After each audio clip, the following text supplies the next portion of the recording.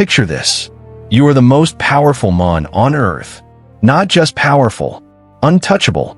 You command armies that stretch across 3 continents. You own palaces filled with more gold than most nations will ever see. Every meal that reaches your table has been tasted by a servant whose only job is to make sure nothing can harm you.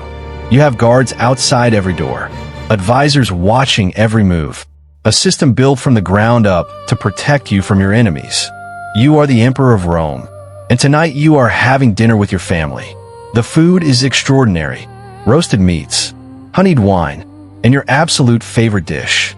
Mushrooms, golden and perfectly prepared, just the way you like them. You eat, you laugh, you drink. The evening is pleasant, normal, safe, and then something changes. It starts small, a tightness in your chest, a warmth in your stomach that does not feel right. Your vision blurs at the edges. Your hands tremble slightly. You tell yourself it is nothing. Too much wine perhaps, but is not nothing. And somewhere across the city, in a villa far from the palace, a woman already knows what is happening to you. She knew it would happen before you even sat down to dinner, because she planned it, down to the last detail, down to the last drop. You never met her. You never knew her name. You never even knew she existed, but she knew everything about you. And tonight, she has made you her masterpiece. Her name is Locusta, and she is the most dangerous person in the history of the Roman Empire. This is her story, the story they tried to erase, the story the history books buried under marble and propaganda. But tonight, you're going to hear every word of it. Welcome to Unheard History. Before we talk about what Locusta did, we need to talk about what was done to her people. Because nobody becomes the most feared poisoner in the history of Western civilization without a reason. Something breaks first. And for Locusta, an entire world was broken before she was ever born. She came from Gaul, the land Rome conquered, the land Rome tried to erase. Less than a century before her birth, Julius Caesar swept through Gaul like a fire through dry grass. The numbers are almost incomprehensible.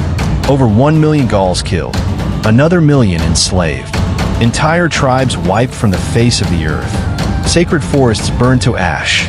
And the Druids, the ancient priests and healers who were the backbone of Celtic civilization, hunted down, persecuted, outlawed.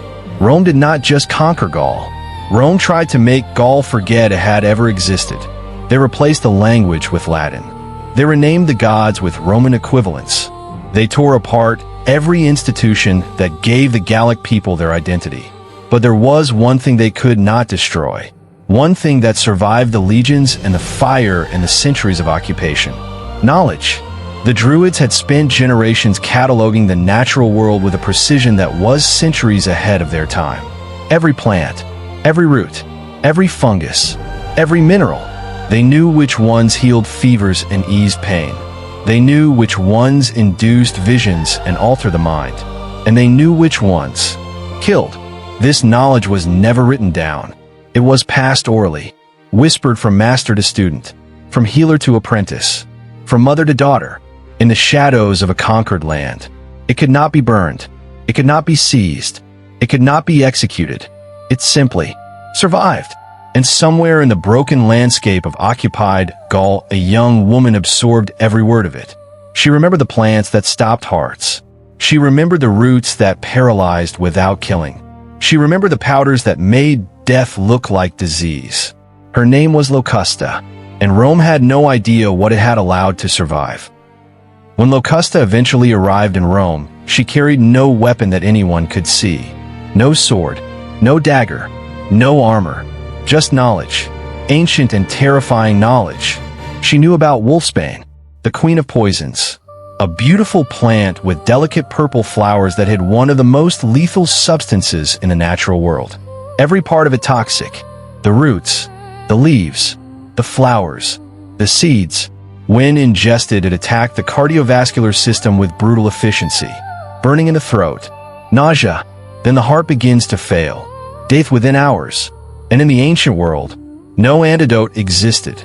She knew about belladonna, deadly nightshade, a poison so versatile it could disorient a target, incapacitate them completely, or kill them outright depending on a single variable.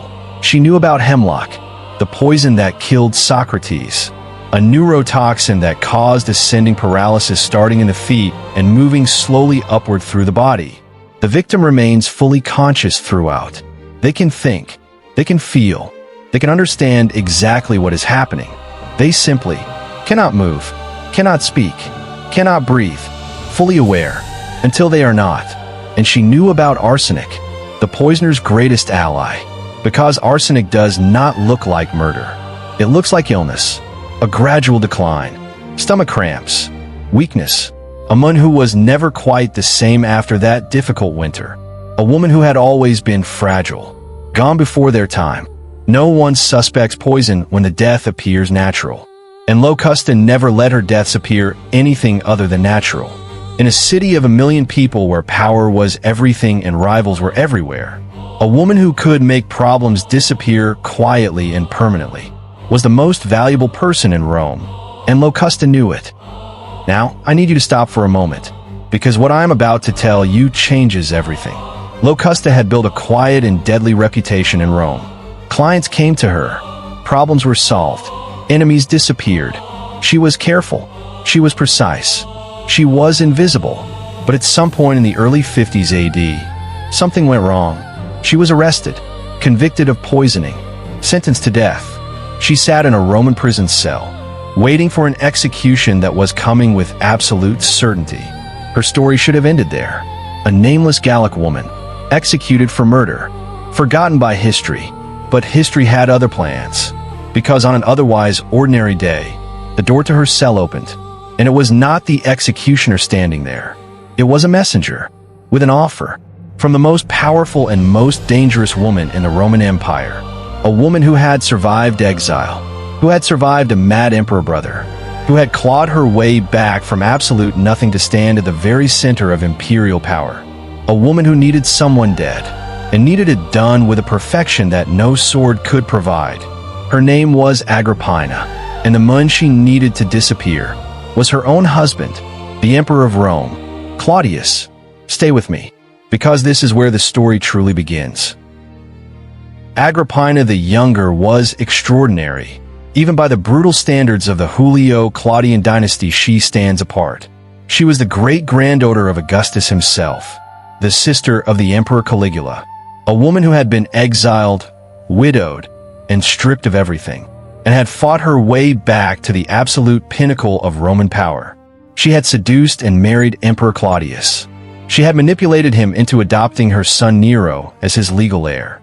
She had systematically removed every single obstacle between her son and the throne of Rome. Every advisor who supported Britannicus, Claudius's biological son, was exiled or dismissed. Every political rival was neutralized. She had constructed a path to power so carefully and so ruthlessly that there was only one obstacle left: Claudius himself. Because Claudius was changing his mind. He was growing closer to Britannicus again, speaking about him with renewed affection, hinting that perhaps the succession needed to be reconsidered. Agrippina understood what this meant. If Claudius reversed Nero's adoption, everything collapsed. Her power, her position, her safety. In the world of Roman imperial politics, losing power did not mean a comfortable retirement. It meant death. She had watched her own mother die in exile. She had watched her brothers rot in dungeons. She was not going to let that happen to her. Claudius had to go, and the method had to be perfect. It had to look natural. It had to leave no trace. It had to be the work of someone with skills far beyond any ordinary assassin. It had to be Locusta. The deal was simple and brutal. Kill the emperor, make it look like illness, leave no evidence, and in return, freedom, wealth, protection. Locusta accepted. She had no choice, but something tells me that even if she had a choice, she would have said yes anyway, because this was the contract that would make her immortal. October 13th, 54 AD, a banquet at the Imperial Palace. The guest list was the usual collection of senators, courtiers, and family members. The food was extraordinary, as always, and among the dishes served to Emperor Claudius that evening, his absolute favorite, mushrooms. Caesar's mushroom was a golden delicacy beloved across Rome, but it had a cousin, a deadly and almost identical cousin, the death cap, Amanita phalloides, one of the most lethal substances in the natural world, virtually indistinguishable from edible mushrooms when prepared in a dish. And its most sinister quality? The delay. After ingestion, the victim feels unwell, but then they appear to recover. 4 hours, sometimes days. While inside their body, the toxin is silently destroying the liver. By the time symptoms return, it is already too late. The damage is irreversible. Death is certain. Locusta had prepared the poison. It was delivered through Claudius's own food taster, a man who had already been corrupted by Agrippina's gold. The very system designed to protect the emperor had been turned into the weapon that killed him. Claudius ate. He felt unwell later that evening. He was helped to his chambers. His personal physician was called, and according to the ancient sources, that physician was also part of the conspiracy. Under the pretense of helping Claudius vomit, he administered a second dose of poison. Faster acting, certain. By morning, the emperor of Rome was dead. The official announcement was made with great solemnity. The emperor had been taken by sudden illness. A tragedy. The gods had called him home. No one in that palace said a single word to contradict it, because no one dared. And within hours of Claudius drawing his last breath, a 17-year-old boy was proclaimed emperor of Rome. Nero, Agrippina's son. The plan had worked perfectly. Nero rewarded Locusta in ways that reveal exactly how dark his reign would become. A full pardon for all previous crimes. Extensive estates in the countryside. Servants, income, and students. Nero gave her students to train. He turned a convicted poisoner into the head of the world's first state-sponsored school of assassination. And Locusta's next assignment came almost immediately. Brighton Nicus, Claudius's biological son, 15 years old, still alive, still dangerous as a potential figurehead for those who opposed Nero. He had to die, and Nero wanted it done in public, at a dinner party, in front of witnesses. As a message, the poison was delivered through cold water added to a drink that had already been tasted. Brighton Nicus drank. He seized immediately. He collapsed, and Nero did not even put down his cup. He told the horrified room it was simply an epileptic episode. Nothing to worry about. Brighton Nicus was dead before they carried him from the room. For 14 years, Locusta operated under Nero's protection. 14 years in the deepest shadows of the most powerful empire on earth. But empires fall, and they take everyone with them. By 68 AD, Nero's reign was in freefall. Provincial rebellions, a senate that had turned against him, legions that no longer answered his orders. The senate declared him a public enemy. He fled Rome in the night, and on June 9, 68 AD, in a suburban villa outside the city, the last emperor of the Julio-Claudian dynasty stabbed himself in the throat. He was 30 years old, and the moment his heart stopped, Locusta's protection evaporated. The new Emperor Galba wanted the past erased. Locusta was arrested within days, dragged from her villa, put in chains, paraded through the streets of Rome in daylight. The woman who had lived her entire life in the shadows was finally dragged into the light, and Rome showed her exactly as much mercy as she had shown her victims. She was executed. Her school was destroyed. Her students were killed. Her name was struck from the official record. She was meant to be nothing, forgotten, gone. But here we are, 2,000 years later, still saying her name, because you cannot bury the truth forever. You can only delay it. Locusta of Gaul was born into a conquered people. She was given no path to power, no legitimate future, no place in the world that Rome had built on the bones of her civilization. And so she found her own path, through the darkness, through the shadows, through the one thing Rome could never take from her people: knowledge, ancient, precise, deadly. She poisoned an emperor. She killed at a dinner table in front of witnesses. She trained a generation of assassins.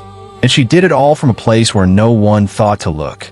History is written by the winners, but the shadows tell a different story. And now you have heard it. This is Unheard History. If this story stayed with you, subscribe, because the next story we tell is even darker.